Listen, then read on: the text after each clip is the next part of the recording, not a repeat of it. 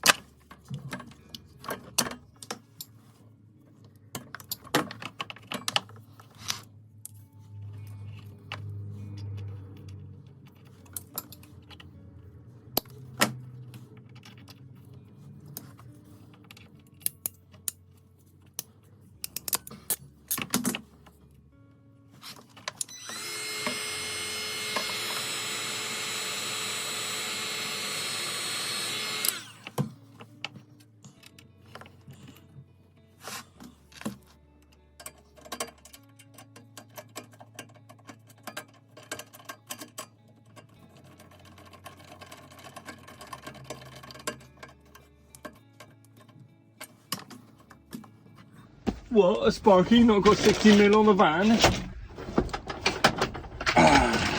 Yeah, I have. I thought I hadn't. I was bored the other day. I thought I'd use it all, but there's obviously a bit of a meter off cut there. So yeah, I might swap that for a 16mm and then put the 10mm in the with the water and the main consuming it earth in that ENCS connection, the earth block connection on the right.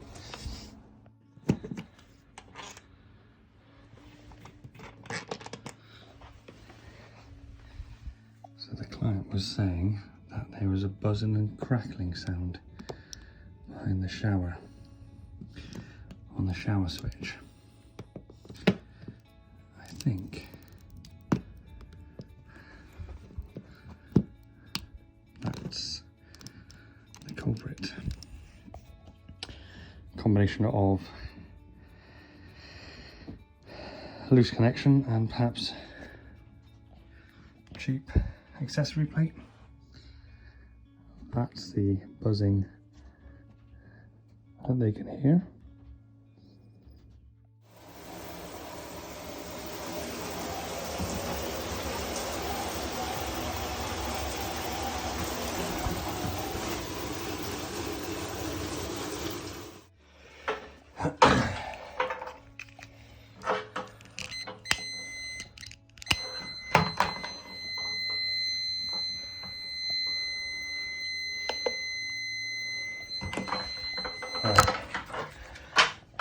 You all saw this earlier in the week on my story, so I've just linked up the R1 and R2 at the consumer unit.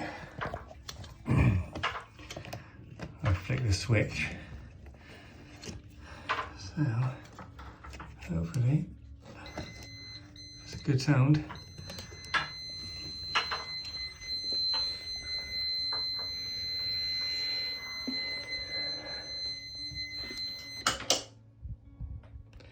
Polarity confirmed. It is quite a large circuit. It does all of the first floor and the loft, so happy with that.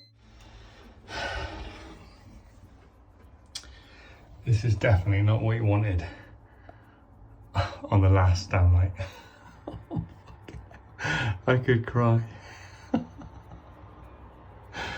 How am I going to fit that in there? Right, crack on, Lawrence. Staring at it isn't gonna, or filming it isn't gonna make it fucking work, is it?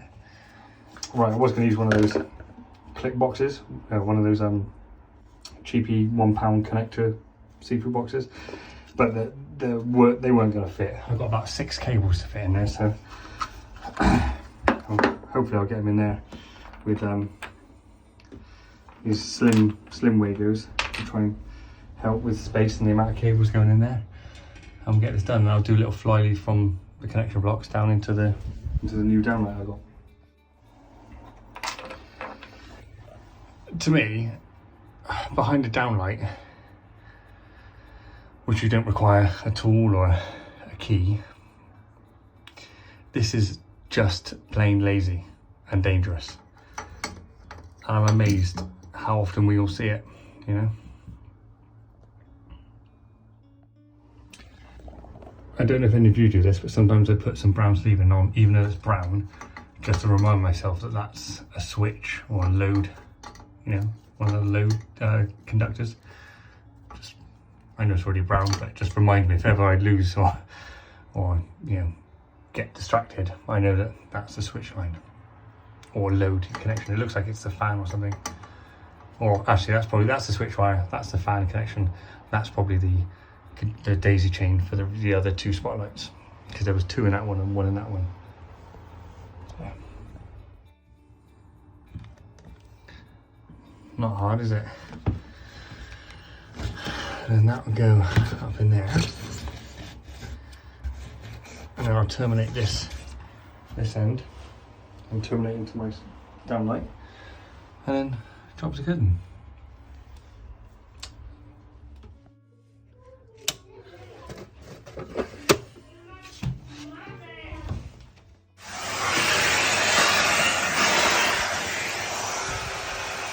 I shouldn't have opened the window. It's blowing king fan everywhere. I'm not quite sure if I went on a bit of a ramble then about work and stuff like that and people's houses and stuff. Like, you can't fix every problem in every house, you know, and with the best will in the world, I'd love to every installation be perfect, and every installation I turn up and that's fucked.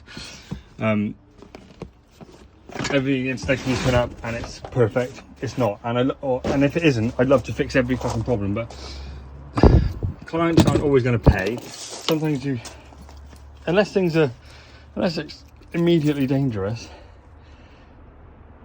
like a code one where you can issue a danger notification, all the other things, whilst it might not be up to your standard or might be potentially dangerous, make a note of it. I wish I could fix every problem in every house, but you can't. I'm not going to do work for free.